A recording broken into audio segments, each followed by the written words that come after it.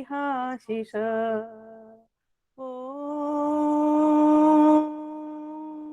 विष्णु कर्माणि पश्यत यतो व्रतानि पस्पशे इन्द्रस्य युज्यः सखा इन्द्रस्य युज्यः सखा ॐ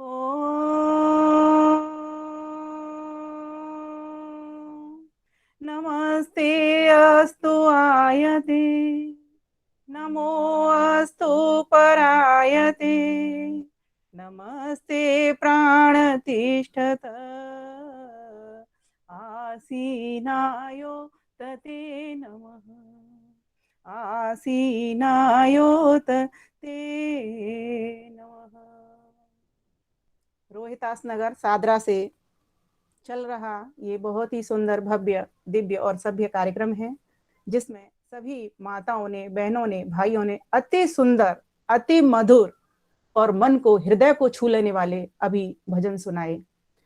मैं लगभग 11:15 के करीब जुड़ गई थी, तब से मैं सुन रही हूँ रजनी गर्ग जी के साथ ही। तो बहुत ही अच्छे, और वास्तव में भजन भी अपनी एक प्रेरणा छोड़ते हैं, अपना ज्ञान छोड़ते हैं। मैं सभी जितने भी, जहां से भी, मुझे लग रहा है यहाँ पर संख्या जो मुझे दिखाई दे रही है 116 जो स्क्रीन पे आ रही है, और हो सकता है इससे भी एक दो और ज्यादा जुड़े हों। तो इतनी अधिक संख्या में मैं आज सभी को देख रही हूँ, और ऐसी कप कपाते ठंड में मैं सभी को देख पा रही हूँ। ऐसे सभी मेरे भद्र जनों को, वंदनीय मातृशक्ति को हाथ जोड़ करके नमन, वंदन और अभिनंदन करती हूँ और अपने विषय की ओर आती हूँ।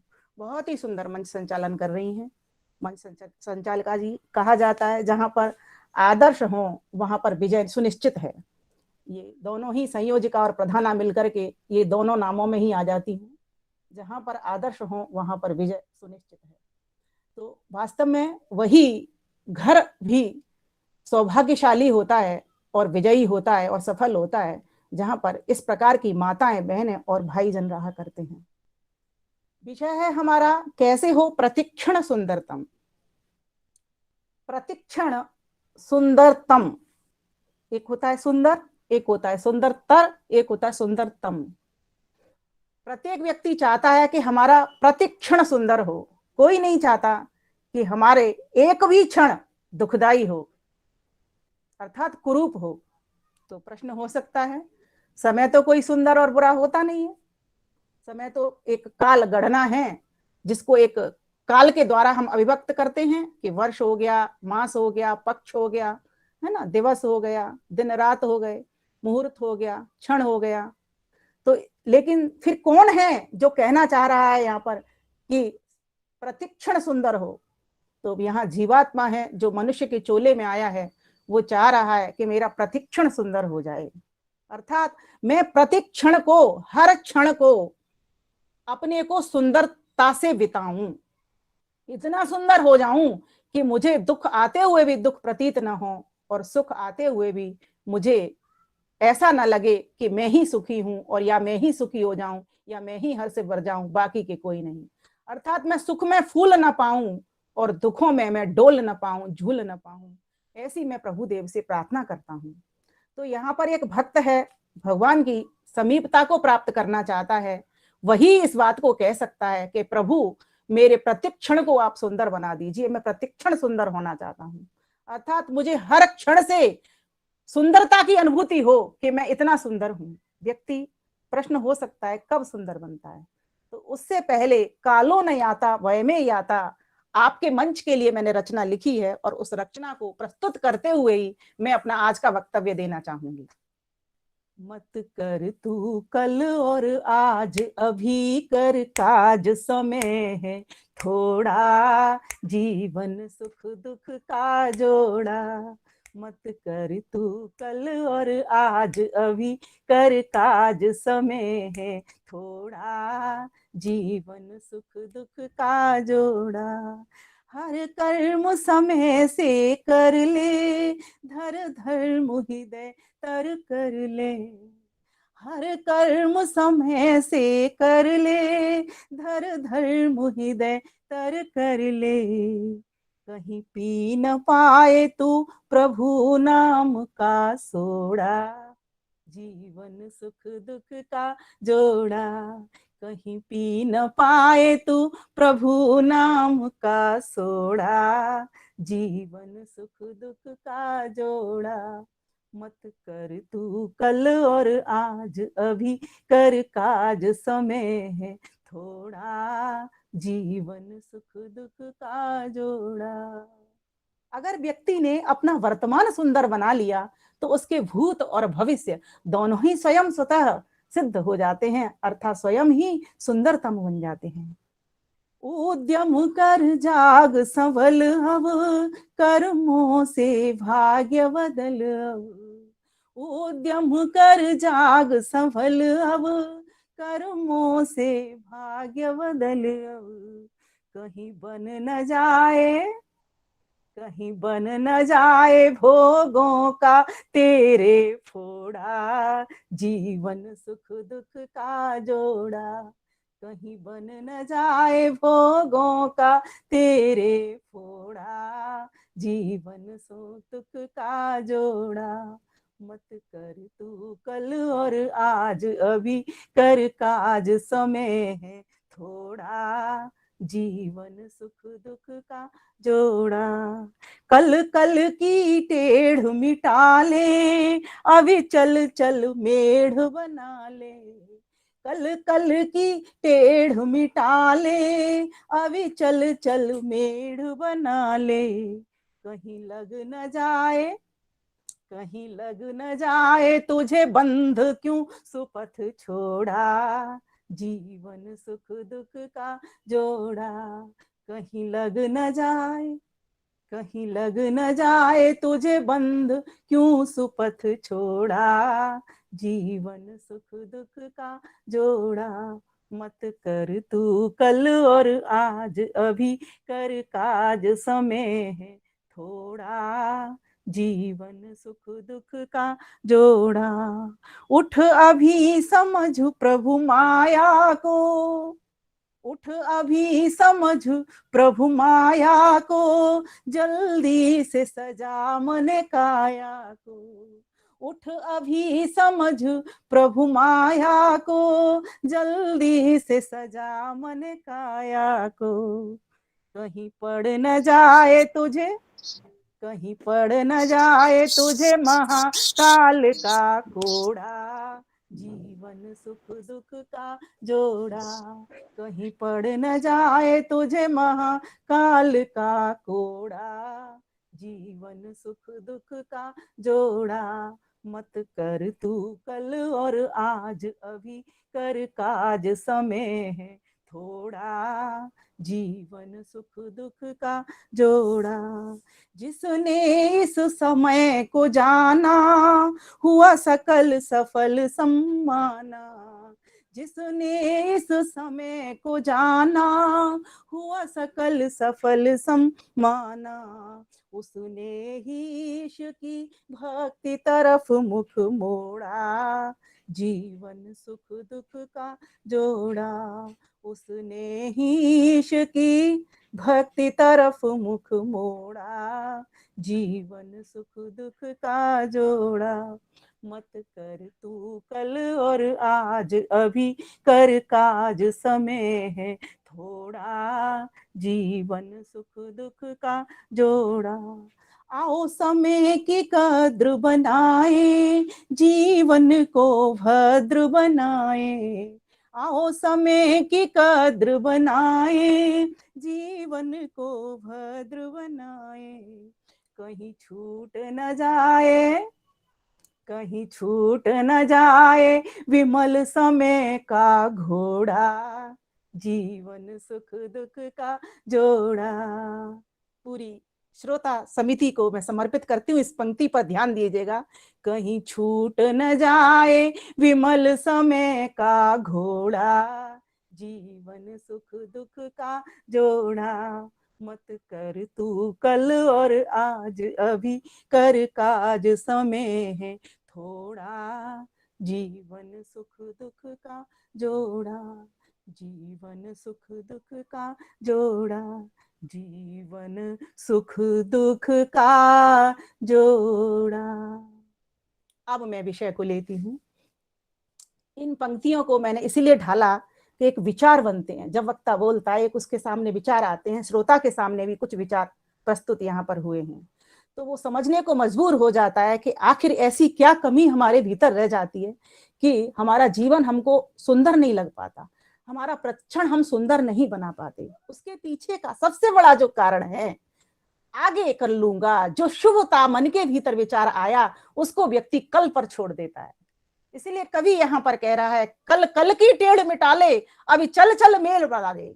ये जो कल कर लूंगा, जो शुभ विचार आया, उसको कल के ऊपर जब टाल देता है, इच्छा हुई मन के भीतर कि मैं ऑनलाइन कार्यक्रम करूंगा, फिर कोई परिस्थिति स्थिति ऐसी आई, बोले नहीं कल कर लूंगा, तो मुझे लगता है कल फिर आता ही नहीं है। आदर्श जी ने सोचा कि मेरा जो कल है वो आज ही है, इसीलिए इन्होंने आज ही ये कार्यक्रम किया। तो जब हम कल को आज के रूप में परिवर्तित कर लेते हैं या आज को इतना सुंदर बना लेते हैं, तो कल आने वाला कल और बीता हुआ कल, दोनों भूतकाल और भविष्य काल हमारे सुंदर बन जाते हैं। तो प्रतिक्षण सुंदर बन जाता है। प्रतिक्षण को सुंदर बनाने के लिए सर्वप्रथम हमको काल की गणना को समझना पड़ेगा, काल को समझना पड़ेगा। जो भूतकाल हमारा जैसा बीता उसमें देखना पड़ेगा, कैसा भूतकाल हमारा अच्छा गया, कैसा भूतकाल हमारा बुरा गया। जो अच्छा गया उसकी शुभता को तो ग्रहण करना, और जो बुरा गया उसकी अशुभता को हमको छोड़ देना। तब जाकर के हम कह सकते हैं कि हमारा प्रतिक्षण सुंदर रहा, पहला भी हमारा अच्छा गया और आज भी हमारा अच्छा गया। बुरी बातों का विचार ही नहीं लाना, आ रही है उनको दबाते जाओ, दग्ध बीज करते जाओ, संस्कार बनने ही मत दो। क्योंकि जो व्यक्ति परमात्मा का उपासक होता है, परमात्मा को पाना चाहता है, वो व्यक्ति फिर ऐसी चीजों को, जो बुरे संस्कार हैं, उनको दग्ध साथ साथ करता चलता है। अगर आपके वो सारे इकट्ठे हो गए संस्कार, तो फिर आप उनको दग्ध बीज करने में बहुत मेहनत उठाओगे। इसीलिए कहा गया कि प्रतिक्षण सुंदर करने के लिए सर्वप्रथम मन के भीतर सुंदर विचार उठाओ। और सुंदर विचार उठते कैसे हैं, इसमें दो बातें हैं। सुंदर विचार उठाने के लिए आप सुंदर लोगों के पास बैठना शुरू करिए, सुंदर ईश्वर के पास बैठना शुरू करिए, सुंदर प्रकृति के पास बैठना शुरू करिए, सुंदर ग्रंथों के पास बैठना शुरू करिए। अब प्रश्न मन के भीतर हो सकता है, ये कहां से खोजें सुंदर लोग? सुंदर बहुत आसान है। जितने भी विद्वत वर्ग है हमारा, जितना भी ज्ञानी वर्ग है, जो सुंदर काम कर रहा है और इस भावना से काम कर रहा है कि मैं चाहता हूं कि संसार में सभी सुखी हों, तो ऐसे सर्वभवंतु सुखिनः वाले व्यक्ति को खोज लाइए। और ऐसे ज्ञानी विद्वान आजकल इस ऑनलाइन कार्यक्रम में तो जगह जगह पर दिखाई पड़ रहे हैं, लेकिन उनमें से भी हमको परख करनी पड़ेगी। जो व्यक्ति सही मायने में सच्चे हैं, अच्छे हैं, ऐसे विद्वानों को खोज करके उनकी शरणागति लीजिए। और दूसरी बात, हर क्षण हमारा सुंदर बनाने के लिए आप सबसे पहला जो मैं काम बताया करती हूँ, जब आप रात्रि को सो करके उठते हो और पहला कदम जब जमीन पर रखते हो, तब परमात्मा से कहो, हे सुंदर परमात्मा, तूने मुझको सुंदर जमीन दी जिसके ऊपर मैं सुंदर पग रख पा रहा हूं। क्योंकि ये जो हमारा शरीर है ना, ये भी, अच्छा एक बात बताइए, भगवान ने हम सभी को इस पूरी सृष्टि के भीतर सबसे सुंदर रचना परमेश्वर की कौन सी है?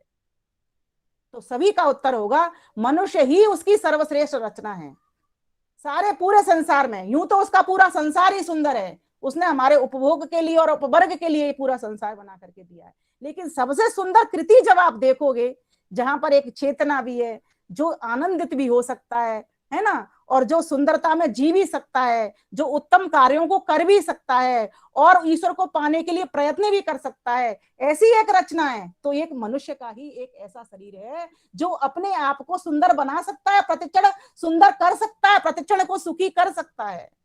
तो सुंदरता का अर्थ हुआ, क्या हुआ कि अपने आप को इतना उत्तम बना लेना, इतना योग्य बना लेना कि उस सुंदर परमात्मा की प्रतीति चहुं ओर से होने लग जाए। चहुं ओर से मीन्स, अब यहां तो बात हो रही है प्रतिक्षण की, क्षण की बात हो रही है, यहाँ काल की बात हो रही है। तो परमेश्वर तो पहले भी था, इसीलिए मैं कहा करती हूं, परमेश्वर को काल नहीं बींध सकते। योग दर्शन कहता है ये बात कि परमेश्वर को काल नहीं बींध सकता। परमेश्वर पहले भी था, आज भी और आगे भी रहेगा। तो जब आपके पास सुंदरतम चीज, सबसे अधिक सुंदरतम चीज है, आपको पता है इंद्र से युज्य से कहा, वो परमेश्वर ही मेरा जन्म जन्मांतर का साथी है, उसी को मैं मित्र बनाऊं, उसी से ही मैं युक्त होकर के रहूं। जबकि मनुष्य और ईश्वर दोनों की दोनों इस तरीके से, जैसे बेल के ऊपर लता है, एक वृक्ष के ऊपर दो लताएं जुड़ जाती हैं ना, इस प्रकार से रहते हैं दोनों। ईश्वर तो जानता है आत्मा को, लेकिन आत्मा उसको नहीं जान पाती है। क्यों नहीं जान पाती? क्योंकि कहीं ना कहीं सुंदरता की कमी है। और वो सुंदरता कैसे आती है? वो सुंदरता आती है ज्ञान से। ज्ञान किसका हो? बोले ज्ञान हो शुद्ध आर्ष ग्रंथों का ज्ञान हो, शुद्ध ज्ञान हो। वो शुद्ध आर्ष ग्रंथ कौन से हैं? तो वेद, वेदांग और वेद के उपांग, अंग और उपांग, ये दोनों सुंदर हों। जब व्यक्ति के पास ये दोनों की सुंदरता होगी, जब वो वेद की समीपता ग्रहण करेगा और उनके अंग उपांगों को, कल्प, शिक्षा, ज्योतिष, निघंटु, निरुक्त, इनको व्याकरणकृत ग्रंथों को पढ़ेगा और साथ ही साथ दर्शनों को भी पढ़ेगा, तो जाकर के ऑटोमेटिकली उसके भीतर सुंदरता आना प्रारंभ हो जाएगी। तो सुंदरता को प्राप्त करने के लिए आपको सुंदर ग्रंथों के पास बैठना ही पड़ेगा, तो आपका प्रतिक्षण सुंदर होगा। क्योंकि देखिए, हमारा प्रतिक्षण में से जो भी हमारा क्रियाकलाप होता है, जो भी हमारे क्षण होते हैं, आप ये देखिए वो किस कार्य में जा रहे हैं। आप सुबह उठे, आपने धरती पर पग रखा, किस लिए रखा? कि मैं अब सुबह जो हुआ है उससे लेकर के रात्रि तक सुंदर कर्म करूंगा, इसलिए आपने जमीन पर पग धरा। ये जो जमीन परमात्मा ने हमको बनाकर के दी, इसलिए दी कि इस जमीन के ऊपर मैं तुमको भेज तो रहा हूं, लेकिन जमीन पर ही बार बार रहने के लिए नहीं भेज रहा, इस जन्म मरण के चक्र के लिए ही नहीं भेज रहा, यहाँ जमीन से ऊपर उठ करके मेरे मुझको पाने के लिए भी मैं तुमको भेज रहा हूँ। ये परमेश्वर ने उसको, जीवात्मा को ये बुद्धि दे करके मनुष्य का चोला उड़ा करके यहाँ संसार के भीतर भेजा कि जमीन पर तो मैंने भोग योनियों को भी भेजा है, लेकिन तू उभय योनि का प्राणी है। मनुष्य सिर्फ भोग योनि का प्राणी नहीं है, कर्म योनि का प्राणी भी होने से उभय योनि का प्राणी कहलाता है। क्योंकि कर्मों के वो भोग भी भोग रहा है, फल भी पा रहा है सुख दुख के रूप में, और वो क्या कर रहा है? उत्तम कर्म भी वो कर रहा है।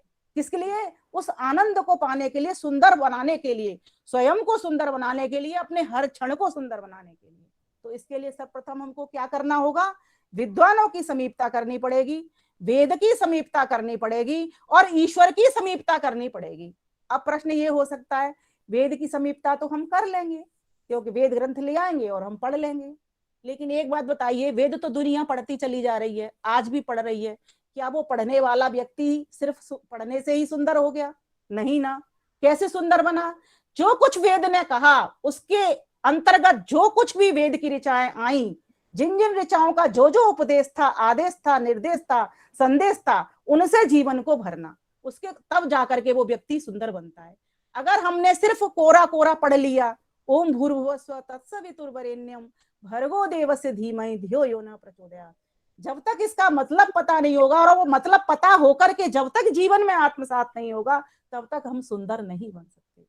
कोई भी व्यक्ति सुंदर कब बनता है? एक महिला सुंदर कब बनती है? जिसको वो सुंदर कहती है, सर्वप्रथम अपना चेहरा साफ करती है, पानी से, साबुन से धोती है, धोने के बाद उसके ऊपर क्रीम पाउडर लेप लगाती है, उसके ऊपर काजल लगाती है, उसके ऊपर बिंदी लगाती है, बालों को संवारती है ना, होठों को सुंदर बनाती है, तब जाकर के वो एक आकर्षक चेहरा आता है। अब यहाँ पर व्यक्ति भगवान को पा रहा है, तो भगवान को पाने के लिए उसको कैसे सजना पड़ेगा? पहले तो अपने दुर्गुण दुर्व्यसनों को दूर करना पड़ेगा। जब तक वो दुर्गुणों को, दुर्व्यसनों को दूर नहीं कर लेता, तब तक उसके ऊपर सदगुण नहीं भरेंगे। काली कालिख लगाकर के मुंह के ऊपर अगर आप क्रीम पाउडर लगाओगे तो वो कैसे लगेगी? जैसे जामुन के ऊपर किसी ने नमक छिड़क दिया हो, लगेगा ना आदर्श बहन जी? ऐसा ही तो लगेगा। तो हमको कैसा सुंदर बन रहा है? हमको पहले अपनी कालिख को समाप्त करना है, अपने दुर्गुणों को, दुर्व्यसनों को दूर करना है। हमें इसके लिए क्या करना होगा? हमको अपना आकलन करना पड़ेगा। मैं कैसा हूं? मेरा पूरा जीवन कैसा बीता है? मुझे इसमें कैसे सुधार करना है? जो बुराइयां हैं मुझे किस तरीके से छोड़नी है? अच्छाइयां मुझको किस तरीके से भरनी है? जब इस तरीके का वो विवेक उठाएगा, विचार उठाएगा, तब तो क्रियान्वित करेगा अपने आप को। जब उसके भीतर ये शुभ के विचार ही नहीं आए कि मैं इन बुराइयों को छोड़ दूं, असत्य को छोड़ दूं, अज्ञान को छोड़ दूं, अंधकार से दूर रहूं, तब तक वो धर्माचरण कर ही नहीं सकता, तब तक वो सत्य का आचरण कर ही नहीं सकता, जब तक वो प्रकाश में जा ही नहीं सकता। और जब तक प्रकाश में नहीं जाएगा तब तक वह अपने आप को सुंदर कर ही नहीं सकता। इसके लिए ही हमको वेदों की समीपता करनी पड़ती है, इसके लिए ही हमें विद्वानों की संगति करनी पड़ती है, और इसी के लिए ही हमको ईश्वर की उपासना करनी पड़ती है। महर्षि दयानंद सरस्वती सत्यार्थ प्रकाश में लिखते हैं, अगर कोई व्यक्ति अपनी शीत की निवृत्ति करना चाहे तो क्या करता है, अग्नि को जलाता है। जिस प्रकार से आग जलाने से शीत की निवृत्ति हो जाती है, उसी प्रकार से विद्वान को अग्नि कहा है। विद्वान के पास बैठिए, उससे अपने शीत को अर्थात अपने तापों को समाप्त करिए, और क्या लीजिए, उसे ज्ञान लीजिए। दैहिक, दैविक, भौतिक तीनों तापों को समाप्त करने का प्रण लीजिए, संकल्प लीजिए, मन में विचार उठाइए और विद्वान की समीपता कीजिए। विद्वान की समीपता करके सिर्फ इसीलिए ही समीपता नहीं करनी कि मुझको ज्ञान हो गया, मैं ज्ञानी हो गया, उसके साथ साथ धारणा भी हमको करनी होगी। तो इस प्रकार से व्यक्ति अपने प्रतिक्षण को सुंदर बना सकता है, क्योंकि अब उसको वेद के भीतर क्या है, पूरे जीवन जीने की शैली है। पूरे विद्वान जो बताएगा वो वेद सम्मत बात बताएगा, जो वेद का विद्वान है वो वेद सम्मत बताएगा। वेद ईश्वर की वाणी है और ईश्वर सबसे अधिक सुंदर है, तो सर्वाधिक सुंदर की जो वाणी है वो सर्वाधिक सुंदर हुई, और सर्वाधिक सुंदर वाणी के समीप अगर मनुष्य, जो सर्वाधिक श्रेष्ठ कृति परमेश्वर की है, वो अगर उस सर्वाधिक सुंदर वाणी के पास बैठेगा तो सर्वाधिक सुंदर होए बिना रह नहीं सकता। काजल की कोठरी में कैसा हो सयान हो जाए, एक लीक काजल की लागे पिलाए, ये असर हो जाएगा जब वो वेद की समीपता ग्रहण करेगा, विद्वानों की समीपता ग्रहण करेगा और ईश्वर की उपासना करेगा सुबह शाम दोनों वक्त, और प्रतिक्षण प्रत्येक कर्म में उस सुंदर की अनुभूति करता रहेगा कि परमेश्वर की दी हुई बुद्धि से, परमेश्वर के बनाए हुए इन सुंदर हाथों से, परमेश्वर की दी हुई इस मटेरियल से मैं भोजन बना पा रहा हूँ, मैं पैरों से चल के जा पा रहा हूँ, परमेश्वर की दी हुई बुद्धि से मैं निर्णय ले पा रहा हूँ, और परमेश्वर को मन में धारण करके रखना है कि वो सर्वश्रेष्ठ है। तो आप प्रतिक्षण सुंदर कर लोगे। उसके लिए आपको सोचना नहीं पड़ेगा कि मैं सुबह से शाम तक मेरा जीवन खराब जा रहा है या अच्छा जा रहा है। आप बस खड़े रहिए, किसके साथ में, परमेश्वर के साथ में। मैं अपने सुंदरतम प्रभु के साथ में हूं, जो उसकी आज्ञा है, आदेश है, उपदेश है, निर्देश है, संदेश है, उनको आत्मसात कर रहा हूं। जो कुछ परमेश्वर ने वेद का ज्ञान दिया, जिसको मैंने विद्वानों के द्वारा, ऋषि मुनियों के द्वारा अपने जीवन में ग्रहण किया और मैं कर रहा हूं, उससे मैं अपने प्रतिक्षण को सुंदर बना रहा हूं। कोई एक समय सुंदर मेरा नहीं रहेगा कि ध्यान का वक्त है तो ध्यान कर लिया तो मैं सुंदर हो गया। हर क्षण आपको सुंदर बनाना पड़ेगा, और उसको बनाने का एक बहुत बढ़िया ट्रिक बताती हूँ। अभी मैंने 1 किलो मटर छीले आपके चैनल पे आने से पहले, और 1 किलो मटर के भीतर कितनी फलियां होती हैं जी, कुछ मटर रखी हुई हैं ये मेरे सामने, इसमें खूब सारी फलियां होंगी, कम से कम 100 फलियां होंगी। और इसके एक मटर की फली के भीतर से जब दाने निकलते हैं तो 8-10 या 7-8 दाने निकले आते हैं, किसी में 7-8, छोटी बड़ी के हिसाब से। उन दानों के ऊपर आप गायत्री मंत्र का उच्चारण करिए ना, कौन कहता है आप अलग से बैठ के करिए। आपको मैं सच बता रही हूं, आपका जीवन इतना सुंदर बनेगा, आपको कहीं पे बोलने भी जाना हो, आपको प्रवचन का तैयार नहीं करने पड़ेंगे, आपका जीवन बोलेगा। मेरे पास मेरी मटर थी, मैंने पढ़ी, मुझे नहीं पता 108 तो माला मेरी हो गई होगी।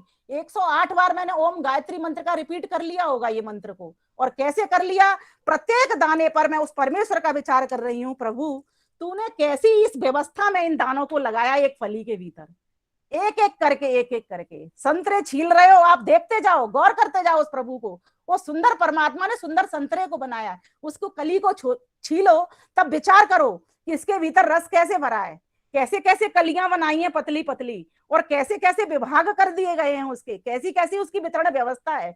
आप प्रतिक्षण को सुंदर कर लोगे। कई लोग कहते हैं ये हम तो भोजन का समय हो गया, मैंने कहा ये भोजन का समय भी भजन का ही समय है आपका। जब आप भोजन कर रहे हो इतने अच्छे ढंग से करिए, बनाने वाले को धन्यवाद करिए, परमेश्वर को धन्यवाद करिए, और जो वो भोजन बनाए, जो स्वाद दे रहा है, उन रसों की ग्रंथियों को बनाने वाले परम पिता परमेश्वर को धन्यवाद करिए कि जिसने ये सुंदर सुंदर हमारी जिह्वा के भीतर रसों की ग्रंथियां बनाई, जिससे हमको खट्टे मीठे कड़वे फीके अलग अलग तरह के 6 रसों का, 6 रसों का स्वाद पता चल रहा है।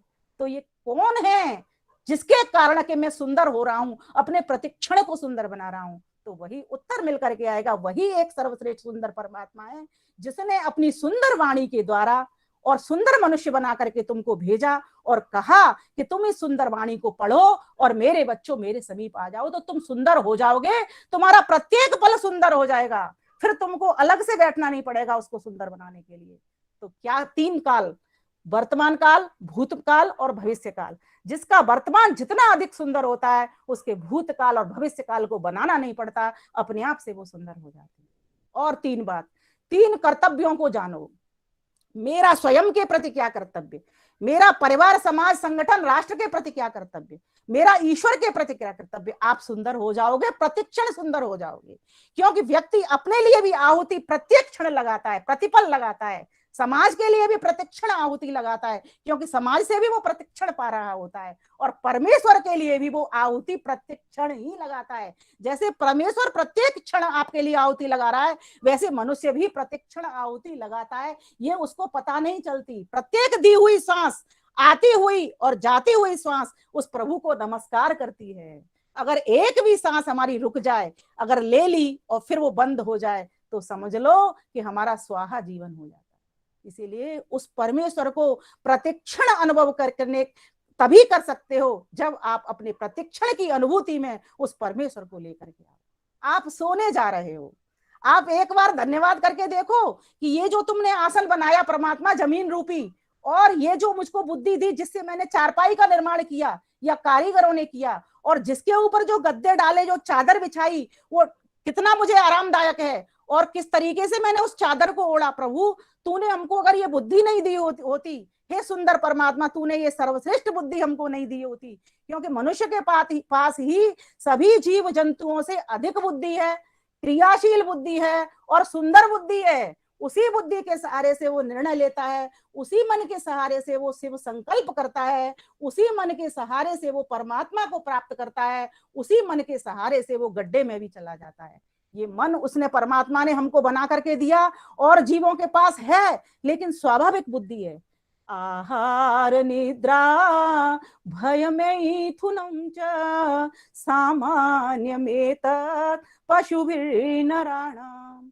आहार, निद्रा, भय और मैथुन, इन 4 कर्मों के लिए ही बुद्धि परमेश्वर ने उनको दी है। लेकिन मनुष्य के भी से धर्मो हि तेषाम् अधिको विशेषो धर्मेण हीना पशुभिः समाना। लेकिन मनुष्य के पास तो अधिको विशेषो, बहुत अधिक बुद्धि दी हुई है। तो अगर व्यक्ति इस बुद्धि का निर्णय ठीक प्रकार से नहीं कर पाता, अपने प्रतिक्षण को सुंदर नहीं बनाने के लिए काम करता, वेदों की समीपता नहीं करता, तो वो व्यक्ति समझ लो मनुष्य योनि में आए हुए भी अपने धर्म से च्युत है। और उस अच्युत को पाने के लिए, जो स्थिर परमात्मा है, जो शांत परमात्मा है, उसको पाने के लिए तो हमको भी अच्युत बनना पड़ेगा। इसीलिए हम सभी कैसे, किसकी समीपता करें? वेदों की समीपता करें, विद्वानों की समीपता करें और ईश्वर की समीपता करें। अब ईश्वर की समीपता का जो मैंने आपको सुंदर उदाहरण दिया है, इससे बढ़िया कोई भी उदाहरण नहीं हो सकता। आप स्नान करने जा रहे हो, उसकी वाणी को पढ़ना शुरू कर दीजिए। परमात्मा तूने कितना सुंदर जल बनाया। जब आप स्नान करने के लिए जाते हो तो मंत्र का उच्चारण करिए, शन्नो देवी रविष्टय आपो भवन्तु पीतये शय्योरभि स्रवन्तु न। ये जल हमारे लिए बाहर और भीतर दोनों जगह बहने वाले हों। ये ज्ञान का जल भी हमारे अंतः और बाहर दोनों ओर बहने वाला हो। प्रभु तुझे बार बार धन्यवाद। अगर तू ये जल नहीं बनाता, मुझे बना देता, तो मैं क्या तो पान करता। इसीलिए परमेश्वर की कृपा देखिए, उसने सर्वप्रथम भोग की वस्तुएं बनाई कि जल पिएंगे तो हम इन शरीर का पोषण भी कर पाएंगे। पृथ्वी बनाई, अगर पृथ्वी नहीं बनाता तो हमारा जीवन नहीं होता। वायु बनाई, अगर वायु नहीं बनाता तो हमारा जीवन नहीं होता। हम कैसे श्वास लेते, प्राण क्या करते, फिर किसी मतलब के नहीं होते। तो परमेश्वर ने मनुष्य को उतारने से पहले तो सारी उपभोग की सामग्री बना दी। तो परमेश्वर सुंदर और उसकी पूरी रचना सुंदर, और उन सब में भी मनुष्य सुंदर, जो कि असीमित और अनंत को प्राप्त करने की शक्ति रखता है। जीवात्मा उस असीम को, जो कि सीमा में है, सीमित है, वो उस असीम को प्राप्त कर लेता है। कैसे? इस मन के द्वारा। और क्यों? क्योंकि परमेश्वर ने उसके ऊपर बड़ी भारी कृपा की है कि इस व्यक्ति, जो मनुष्य जो होता है, वो ईश्वर को भी प्राप्त कर सकता है। कोई भी पशु पक्षी है, वो भजन नहीं कर सकता, वो गीत नहीं गा सकता, वो हंस नहीं सकता, वो वाणी पाणी के कर्म नहीं कर सकता। लेकिन एक मनुष्य ऐसा प्राणी है जो वाणी और पाणी का, अर्थात वाणी का, भाषा का, और इन हाथों से और इन बुद्धि का, मन बुद्धि का प्रयोग उच्च से उच्चतम स्थिति तक कर सकता है। तो बताइए, व्यक्ति जब इतना सुंदर बनाया हुआ है तो वो अपने प्रतिक्षण को सुंदर क्यों नहीं बना सकता? तो 3 कर्तव्यों को जानते हुए प्रतिक्षण आहुति लगाइए। मेरा अपने परिवार के प्रति क्या कर्तव्य, पति के प्रति क्या कर्तव्य, पत्नी के प्रति क्या कर्तव्य, बच्चों के प्रति क्या कर्तव्य, माता पिता के क्या प्रति कर्तव्य है, मेरा मैं जिस समाज में काम कर रहा हूं उस समाज के प्रति क्या कर्तव्य है, मैं कहीं से कोई सौदा लेने के लिए गया हूं उसके प्रति क्या कर्तव्य है। जो व्यक्ति अपने अधिकारों से पहले कर्तव्य की आहुति लगाता है वो समझो अपना प्रतिक्षण सुंदर कर रहा है, क्योंकि व्यक्ति तो कर्म ही कर रहा है, व्यक्ति अधिकारी बाद में बनता है, पहले कर्तव्य करता है। तो जब व्यक्ति को चाहिए कि मेरा प्रतिक्षण सुंदर हो तो अपनी आहुति लगाना प्रारंभ करे, अपने कर्तव्यों को सही प्रकार से निभाना शुरू करे। भरतहरि बड़ा सुंदर लिखते हैं, कहते हैं सूरवीरता की शोभा क्या है? वाणी का संयम, वाक संयम। ज्ञान की शोभा क्या है? उपरामता, दुर्जनों से दुष्टों से उपरति कर लेना, अपने आप को ज्ञान की ओर बढ़ जाना, वो ज्ञान की शोभा। विद्या की शोभा क्या है? विनम्रता। विद्या पालो, विद्वान बन जाओ, लेकिन इतने विनम्र बन जाओ कि वास्तव में आपको कोई कह सके कि विद्यावान। जैसे हनुमान जी को विद्यावान जान लिया किसने? भगवान राम ने। जब पहली मुलाकात उनसे हुई तो कि ये बहुत बड़ा विद्वान लगता है, बहुत बड़ा विद्यावान लगता है। क्यों? क्योंकि उसके जो खड़े होने की पोजीशन थी वो विनम्रता भरी हुई थी। फिर कहा धन, धन की शोभा क्या है? सत्पात्र।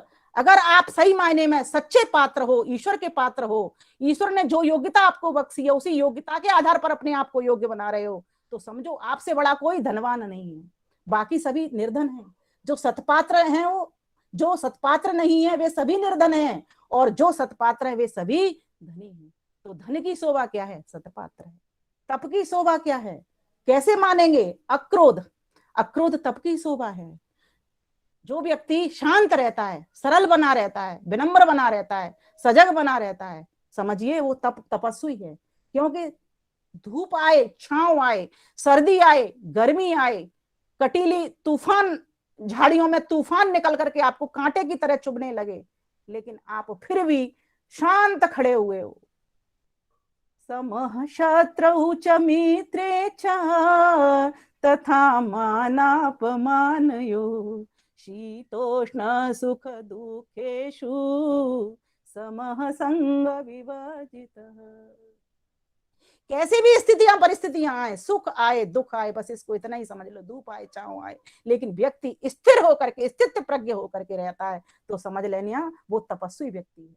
और जो तपस्वी है वही सुंदर है, और वही योगी की कोटि में आता है, योगी कहलाता है, और वही व्यक्ति अपने प्रतिक्षण को सुंदर करता है। तो तप की शोभा क्या है? अक्रोध, क्रोध को समाप्त कर देना, शांत हो जाना बिल्कुल। और आगे देखिए, समर्थ की शोभा क्या है? क्षमा। जो व्यक्ति क्षमाशील है, क्षमा करने वाला होता है, किसके लिए? जो व्यक्तिगत अगर कोई किसी को कुछ कह रहा है तो वो क्षमादान देना जानता है, कोई बात नहीं, कह दी क्या हो गया।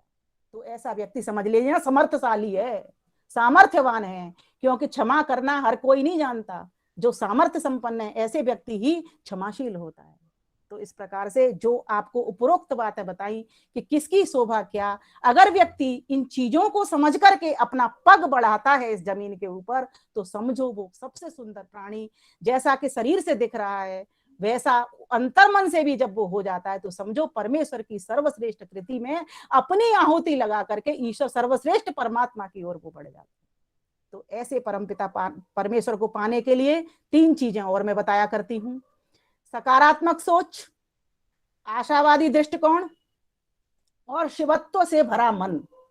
जिस व्यक्ति के जीवन में आशावादी सोच है, हर वक्त वो ये चाहता है कि ये काम मेरा हो जाएगा, निराशा में नहीं जीता कि मैं नहीं कर सकता या कैसे होगा, हाय मैं तो कर ही नहीं सकता, हाय मुझे कोई सहायता नहीं मिल रही, कोई मेरा सहायक नहीं है, मैं कैसे करूंगा। इस प्रकार से निराशा में जो जीता है वो व्यक्ति सुंदर, अपने क्षणों को सुंदर नहीं कर सकता, और जो आशावादी होकर के जीता है वही अपने क्षणों को सुंदर कर जाता है। दूसरी बात, सकारात्मक सोच। एक व्यक्ति नकारात्मक देखता है, एक कप भरा हुआ है आधा, एक व्यक्ति तो उसको ये कह रहा है कि ये आधा कप भरा हुआ है, एक व्यक्ति कह रहा है ये आधा कप खाली है।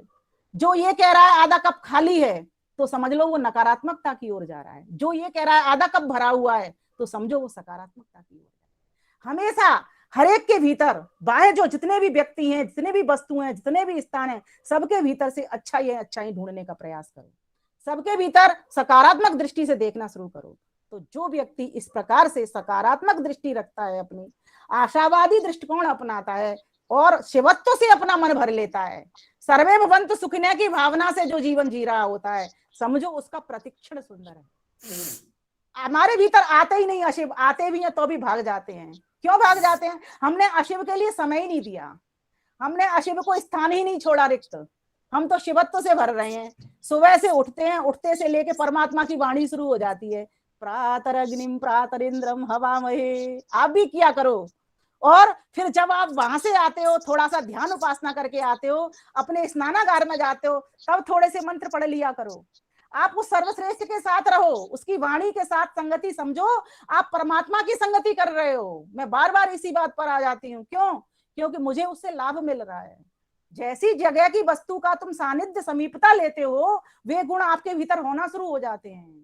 एक जैसे माता पिता होते हैं उसके वैसे ही बालक होते हैं, जैसी वेल होती है उसके वैसे ही फल निकलते हैं। नीम के फल कड़वे होते हैं, आम के फल मीठे होते हैं। इसीलिए मैं बार बार कहती हूँ कि आप उस सर्वश्रेष्ठ परमात्मा की सन्निधि लेने के आपको मैं बहुत सारे तरीके बता रही हूँ। आप जब भी जो भी काम, जिस भी कार्य को कर रहे हो, उसको इतने कुशलता योग्यता के साथ करो और यह सोच के करो कि ये तो परमात्मा का काम है, परमात्मा को पाने के लिए मैं ये काम कर रहा हूं।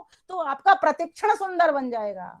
कोई काल आपका आप शौचालय में बैठे हुए हो, सोचो आप पॉटी करने के लिए बैठे हो। मैं तो पॉटी करते वक्त भी वेद मंत्रों को याद कर आती हूँ, मेरा ध्यान जाता ही नहीं किसी और चीज में। तो जब आप वेद से हर वक्त भरे रहोगे, जब आप गुलाब के बाग के भीतर हर वक्त बैठे रहोगे, तो आपको खुशबू ही तो आएगी, बदबू आएगी कहां से?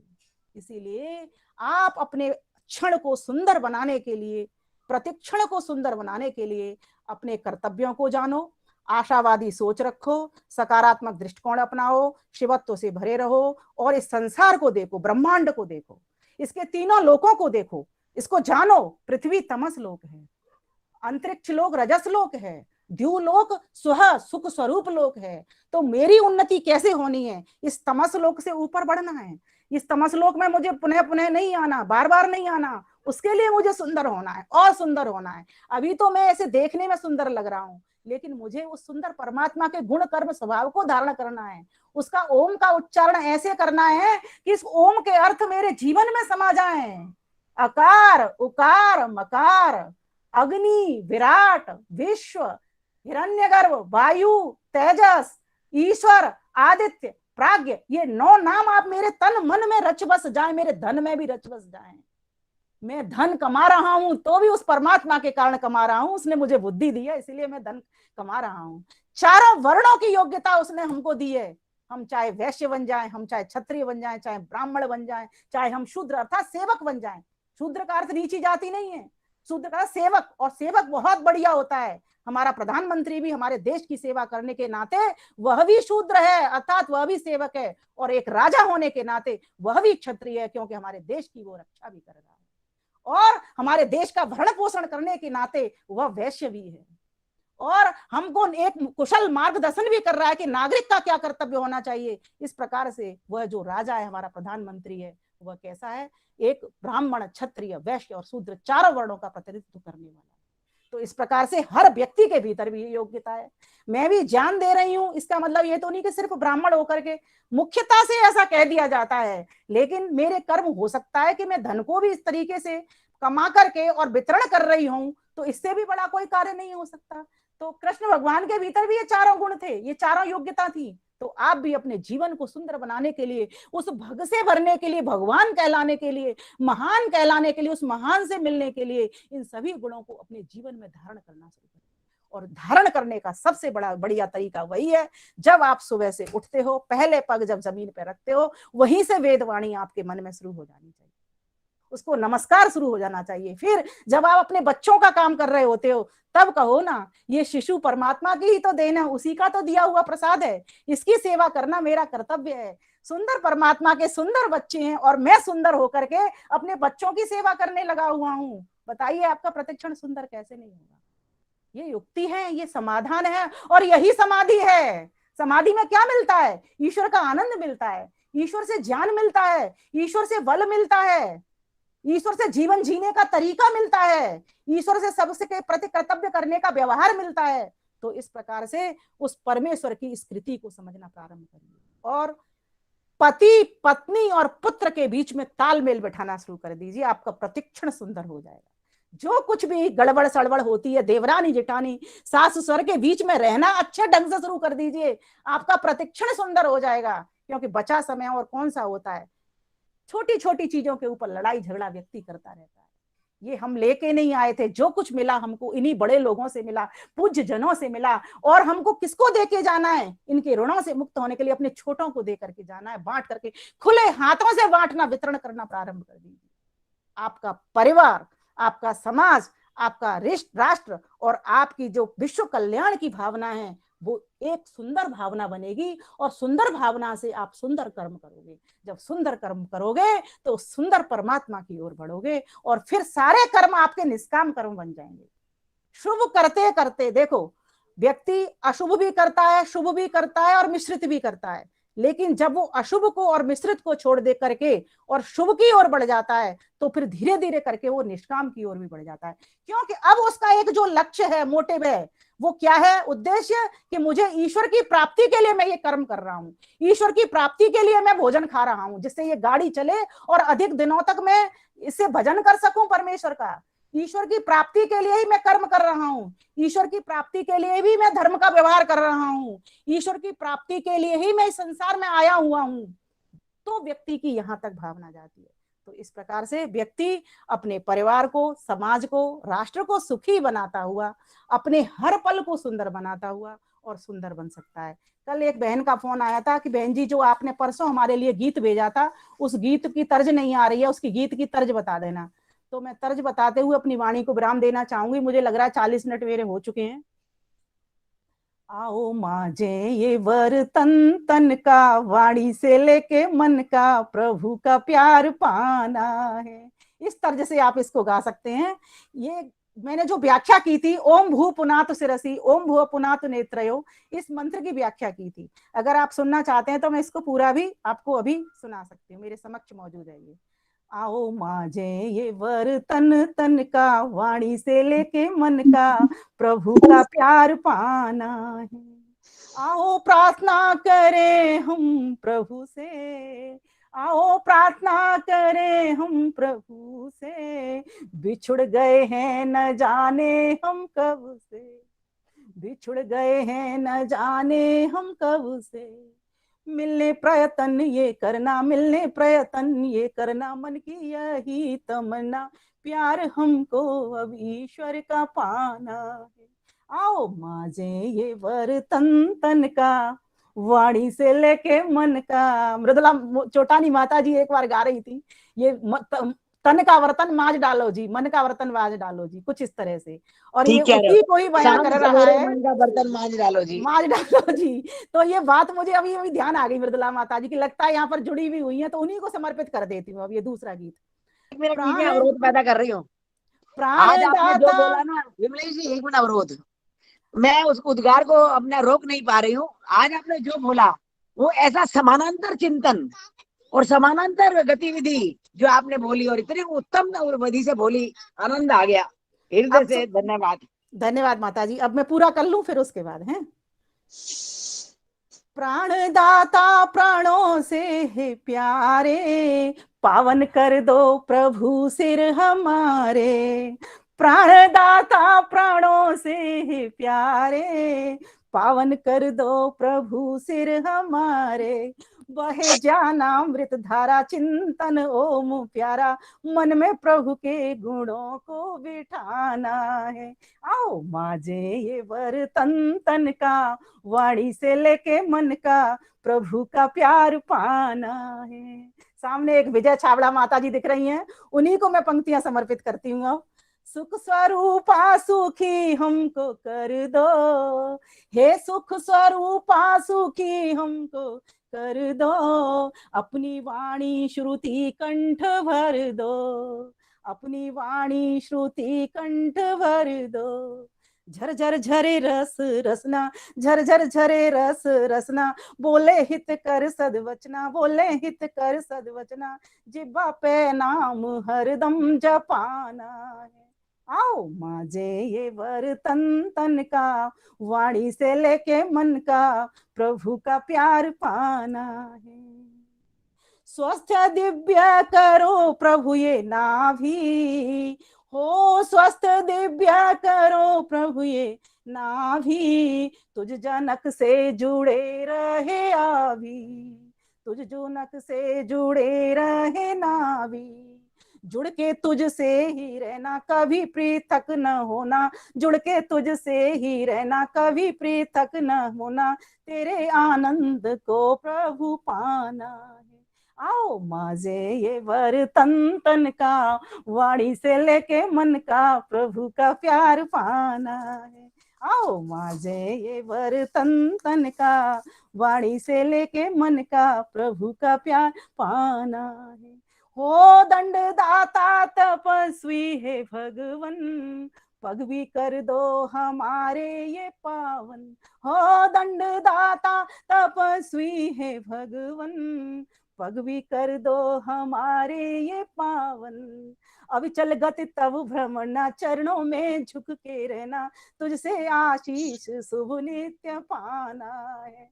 आओ माझे ये वर तन तन का, वाणी से लेके मन का, प्रभु का प्यार पाना है।